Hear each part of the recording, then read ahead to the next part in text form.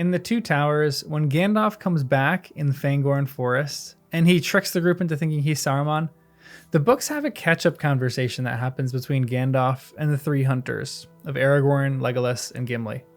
And there's a lot of great information in this chapter, like the confirmation that the hobbits are okay and what really happened with Gandalf when he fought the Balrog.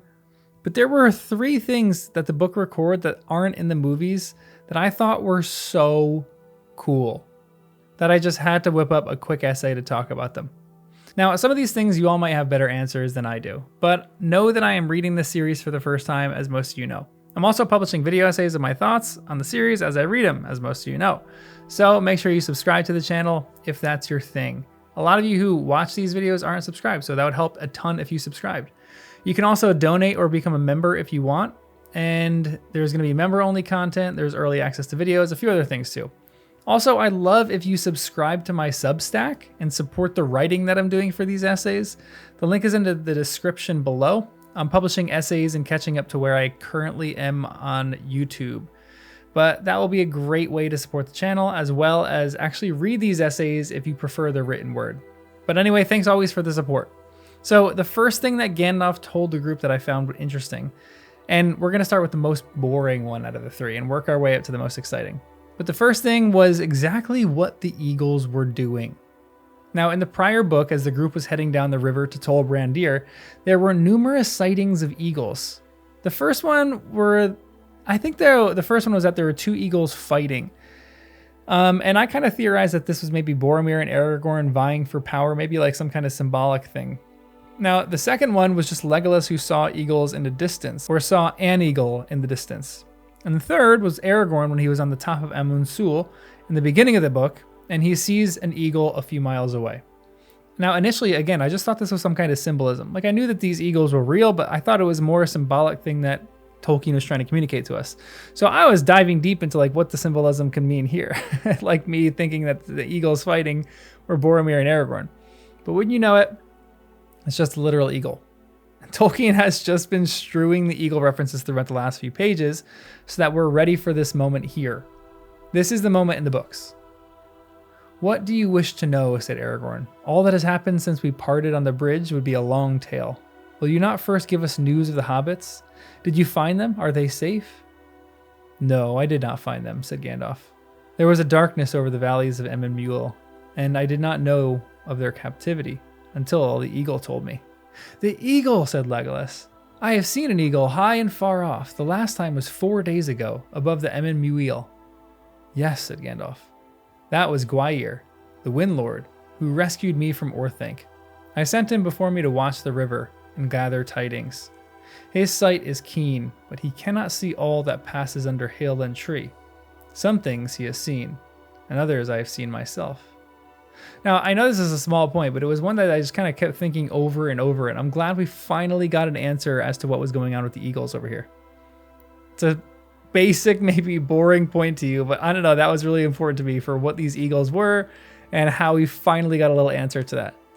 The second point is, I think, more entertaining than the first. The fact that the old man who came to visit them while they were on the edge of Fangorn wasn't Gandalf. I repeat, it wasn't Gandalf. Now, this moment happens a few chapters ago, and this is what the book said in that instance. "Suddenly, Gimli looked up, and there, just on the edge of the firelight, stood an old bent man, leaning on a staff, and wrapped in a great cloak. His wide-brimmed hat was pulled down over his eyes. Gimli sprang up, too amazed for the moment to cry out, though at once the thought flashed into his mind that Saruman had caught them. Both Aragorn and Legolas, roused by his sudden movement, sat up and stared. The old man did not speak or make a sign. "Well, father, what can we do for you?" said Aragorn, leaping to his feet. "Come and be warm if you are cold." He strode forward, but the old man was gone. There was no trace of him to be found near at hand, and they did not dare to wander far. The moon had set and the night was very dark. How terrifying is that? Well, in the current chapter where they meet Gandalf again, you actually learn this is not Gandalf, as I said before. This is what the book says. "Wait a minute," cried Gimli. "There is another thing that I should like to know first. Was it you, Gandalf, or Saruman that we saw last night?" "You certainly did not see me," answered Gandalf. "Therefore, I must guess that you saw Saruman. Evidently, we look so much alike that your desire to make an incurable dent in my hat must be excused. Good, good, said Gimli. I am glad that it was not you. Which is weird. I'm glad that it was not you. I am not glad. If I was in that situation, I would definitely be glad it was Gandalf rather than Saruman. And I think this naturally kind of leads me to believe that this actually is Saruman. Like there's a section, I can't remember which chapter, where it says Saruman went out to go meet his Uruk-hai halfway. Now, maybe I'm just remembering a comment on a video or something like that, but I kind of remember that. But this would make sense that Saruman was poking around in the area. And the Uruk-hai are burning, and Saruman just kind of wants to go check out things. So he pokes his head over into the firelight of Aragorn, Legolas, and Gimli, and he kind of just sees what's going on. Now, why he would do that is another question altogether that I don't really know. It seems weird and it seems very reckless to me. Maybe he was just trying to scare them, but I feel like he could have actually attempted to kill them all in that moment if he views them as a threat, especially Aragorn. And I think he would have actually been successful in that too, which is even more terrifying.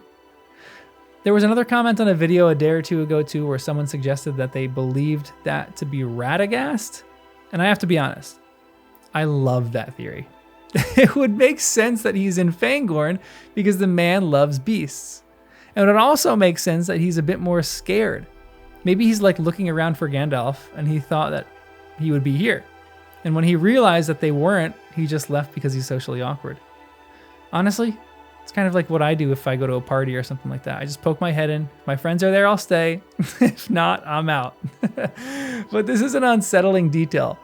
I'd say it's 95% Saruman. Maybe 4% in my head is going Radagast, and maybe like another 1% that is actually just an old man who was lost, which would be hilarious. Maybe this is Tolkien inserting himself into the story or something like that. But the third detail is one of the most fascinating to think over. It was when Gandalf was talking about his battle with the Balrog, mixed with his description of who Treebeard is. These are the lines. Gandalf, in speaking of Treebeard, says, Treebeard is Fangorn, the guardian of the forest. He is the oldest of the Ents, the oldest living thing that still walks beneath the sun upon this Middle Earth. This line makes me think immediately that Treebeard is the oldest living creature on Middle Earth. But that's not exactly what the text says. And this line, when Gandalf is talking about the Balrog with the Balrog, it made me rethink all of this. It says this, Long I fell, and he fell with me. His fire was about me. I was burned. Then we plunged into the deep water, and all was dark. Cold it was, as the tide of death. Almost it froze my heart. Deep is the abyss that is spanned by Durin's bridge, and none has measured it, said Gimli. Yet it has a bottom beyond light and knowledge, said Gandalf. Thither I came at last to the uttermost foundations of stone. He was with me still. His fire was quenched, but now he was a thing of slime, stronger than a strangling snake. We fought far under the living earth, where time is not counted. Ever he clutched me, and ever I hewed him, till at last he fled into dark tunnels. They were not made by Durin's folk, Gimli, son of Glóin, far, far below the deepest delvings of the dwarves. Again, nice little alliteration there. The world is gnawed by nameless things. Even Sauron knows them not. They are older than he. Now I have walked there, but I will bring no report to darken the light of day. How terrifying is that? So Treebeard might be the oldest living thing under the sun, but beneath the earth, in the deep, dark places, there are far greater terrors. Things that Gandalf doesn't even want to name because it's a sunny day, and that will put a damper on things. Honestly, this kind of makes me want a Middle-earth series where they just go beneath the earth and have some kind of adventures or something like that. It's even a bit scary because it seemed to me that the Balrog, while knowing these tunnels well, seemed to not want to be there and wanted to ascend as fast as he could. And I think the terror that inspires for what could actually be under the earth lurking there is one of the coolest ambiguous details that Tolkien has ever given us readers so far in these books. It reminds me of something like in the Mythosaur, which is in The Mandalorian, which is in Star Wars, or creatures that kind of just like live beneath the surface of our earth. It is terrifying stuff. Honestly, legitimately terrifying stuff. But I just wanted to share those three little details about this chapter because I thought they were fantastic little points all small little sub points of what was going on in the conversation that Gandalf had with the three hunters.